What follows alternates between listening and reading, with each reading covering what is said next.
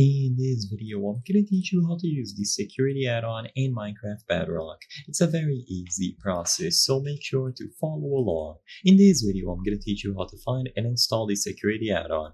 Keep in mind that I'm not going to go over all of the items and showcasing all of them, but I'm still going to cover how you can download the mod in Minecraft Bedrock.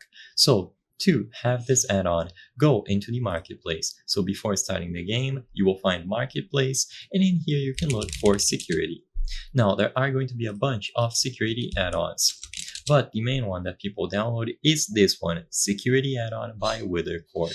But you will find various different options. So you have security plus, security bundle, security plus, security mansion, and so on. It's up to you to choose which one you would like to install. In general, they will all have the same features. So you can sort them by relevance or rating, and one of these should give you the best results possible.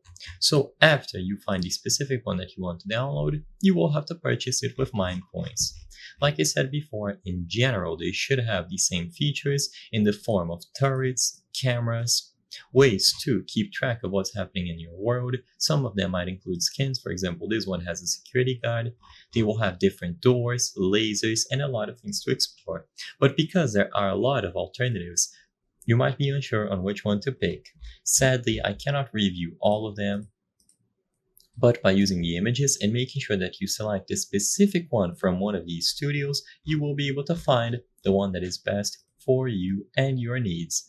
As you can see, this one even has custom turrets with custom HP bars. So I hope I was able to help you.